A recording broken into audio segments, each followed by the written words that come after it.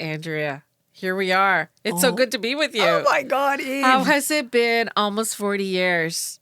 Okay, let's not even talk about that. Rather, let's talk about what even brought us to CKCU 40 years ago. Well, I'm still focused on the 40 years because it's like an eye blink. Like, how did that happen? What brought me to CKCU is I came to the Ottawa Valley actually in '86 with the Caravan Stage Company, and I wanted to go back to school, and I got into Carleton surprisingly, and I started school, and I started checking out the university campus. I found OPIRG, the Ontario Public Interest Research Group, and they were actually looking for an executive producer of their Cross Currents radio show. And I thought, I need a job. I'll do that. I'd never done radio before. I'd been involved a little bit with co-op radio in Vancouver. So I did have, actually, I'm lying. I can't remember all the things I've done. But anyway, I got involved with Cross Currents, and that's what brought me to CKCU. That's so interesting, 86, because 86 is when I came, but my journey was more, I was just hanging around Ottawa. I'd finished my undergrad, and then I went to Haque Records, and I was looking through all the records, and I was like, wow, I want to listen to all these. And then I saw a sign. CKCU had this sign for volunteer recruitment, and I thought, oh, I could do that. I could go and be a volunteer, and then I could hear lots of new music. So I thought, and it was very uncharacteristic of me to think of myself doing something like that because I was more like a science kind of person. And I came up and I was so overwhelmed. There were so many people running around. It's, later I would know who these people were, Nadine and all these people, but at the time I was like, who are these people? They look like they know what they're doing. They're running around with a purpose. And then I just said, I came to volunteer, and they just led me to Sue Pearson, who honestly was amazing because she was like, yeah, come, I've got stuff for you to do. And then they were like, here, sort these log sheets. So I was like, okay, I can do that. I was sorting the log sheets and reading them. They were so interesting at the time. You had to write down the track and the album and the artist. And I was like, oh, this sounds interesting. And then Sue came by one time and she said, hey, have you thought about, going into closed circuit and training to be on air? And I just looked at her and I thought, me? I could never do that. I mean, I'm not all these people. She was like, sure you can. And then she took me into closed circuit, showed me how to queue up records. And, all of a sudden, boom, I was doing that. And a community was beginning to form. There was a bunch of us in closed circuit that Sue Pearson recruited that year. And a lot of those people are still here. I mean, a lot of those people have moved on to do other kinds of radio or other kinds of related jobs. But yeah, that's how I came to CKCU. It's so fascinating. I know. And then when you came, what happened? Well, I came through the public affairs door, and you came through the music door, and then we met, right? And so what happened is that we all of a sudden I had to figure out how to do an interview and how to edit my interviews and use the reel-to-reel splicing machine and cut my tape and tape it back together again. And of course, in those days, we had a tech, so I didn't do closed circuit. I didn't know how to do anything. You show me that, and I wouldn't know what button to press. And so I was so dependent and appreciative of those individuals. But what I learned is, what I focused on were the issues, right? The issues of concern, and built kind of programming around all of the things that would come up, in the contemporary politic of the day. So, and then basically with radio and having to be here in the studio and, hanging out in that little closet over there and doing our recorded interviews, which was interesting, closing the door and you're in there in this closet, and then coming out with your tape and having to put it together. More importantly, for me, it was, I don't even remember all the issues we covered. I remember some of the more significant ones, but it was all those relationships that developed, and the people that you met in the hallways, or, Sue Pearson, I met her through a class, actually, and I didn't know about all of her radio background, but the community that was built through people coming into this radio station is phenomenal, and has been evidenced by last night, the 2-hour program. There was 50 or 60 people up here. Some of us older, white-haired and whatnot, but the feeling and the energy and the passion of what radio meant to us. And it wasn't just meaning to us. There's obviously a listenership. I mean, with the funding drive, people are actually contributing because they want this to continue. They want this radio station to continue into the future because radio is so organic.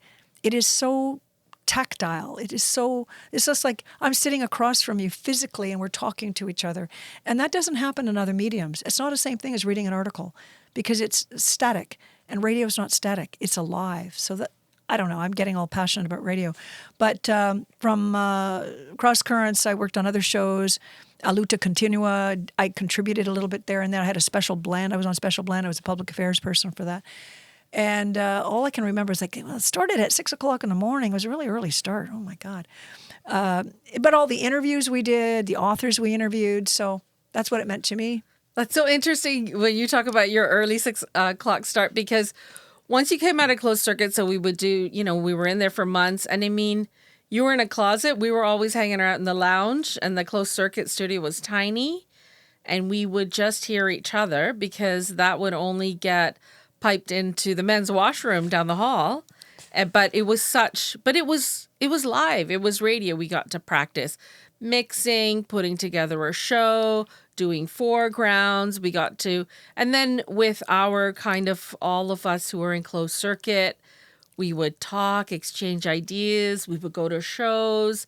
We would learn. Basically, all that was, we were building community, but we were also learning. And I think that part of, coming in and doing radio and the kind of skills you develop, they're so broad. They aren't just splicing tape, or they aren't just about mixing.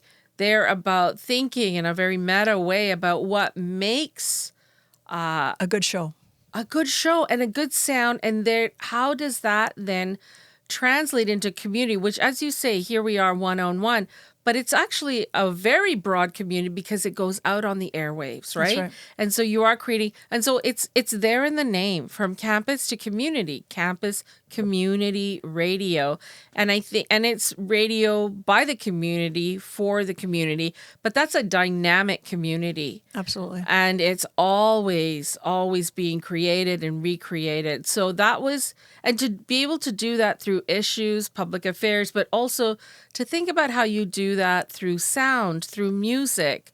That, I think, was something I had never thought about until I came here, and I'd had an opportunity to think about that with other people and develop the kind of skills or ideas to think about doing that. And I think that's also something very unique about doing radio. Besides the fact, of course, radio is something that is very, as you had said earlier, very democratic, very open. It's an egalitarian nature. Like we just had a reception last night. We're going into a gala tonight. And when you look around the room or the hall, you'll see people of all ethnicities, colors, shapes, sizes, genders. And to think that was really that was what it was like in the 80s and the early 90s, where people came together on ideas, or they came together to share music that they loved together.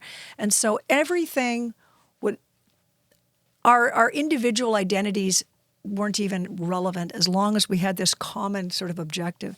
And you see that today. We're all excited about talking to each other because we have that common bond of creating something together. And that's a great thing, is because radio is not an individual thing. You can't say, well, I did that. Yeah. Because radio isn't about the individual.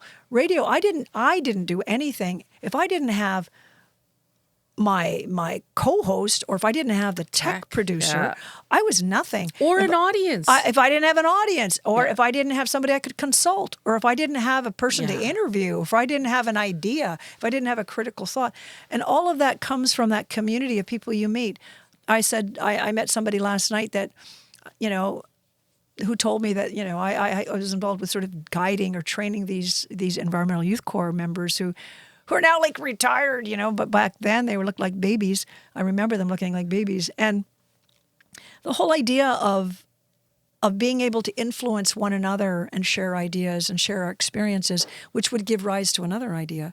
And so that's the beauty of this, is that it's not an individual pursuit, it's a collective pursuit. And we're great because, you know, sitting here in this studio, there's somebody in the background that's actually put it all together. Yeah. And we can't take it, you know, there's no one Yeah. there's no one great guru here. We're not all guruing towards some sort of structure. It's very egalitarian in that sense. I mean, I guess then now in 2025, almost 40 years later, the question really is what is the place of radio? What about people who, like, how are they going to come in, or how are they going to see themselves in radio or at CKCU? I mean, I think that's a really interesting question, because media has shifted so much technologically, but maybe also at the heart of media is still the same project, right? To create community, to try and create a collective which has a kind of common cause, as you were saying, around an idea, around some kind of shared interest. I mean, what do you think? Well, it's interesting because, I mean, you know, I think a lot of people basically access their information or even music through YouTube or social media.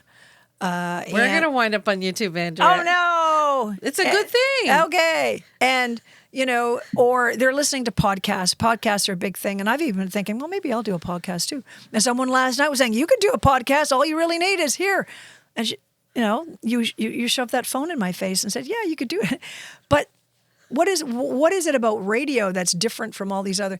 It's the isolation factor, because so many of the things that we can do because of technology is we can work from home. We don't have to be in the office. We can do our entire show from home and then just kind of wire it in. But what we miss when we do that, when we never actually come together, is we miss that conversation, that sort of learning from one another, because that's what binds us together, because otherwise we become isolated.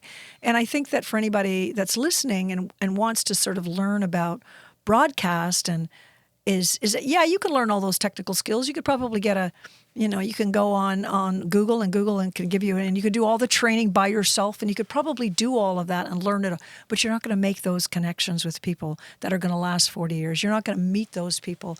So I really think that if anybody is listening and interested in music and public affairs, and, you know, I was thinking, well, you know, what do I need to go into? Why do I even need to listen to a radio station? It's because it is live, and those dynamics of current affairs, for example, is that you get somebody live speaking to an issue. It's very different from some kind of scripted thing. Absolutely, you know, and like just that kind of passion that arises out of collective work and being together and being able to share, and also sometimes just spend hours and hours together. I think that's the thing that comes out of radio, and I think that's something that people are always looking for. So I think the future for CKCU is very bright. Thank you so much, Absolutely. Andrea. Thank you, Eve. It's so wonderful to see you So again. great to Can't see wait. you. Yeah, thanks.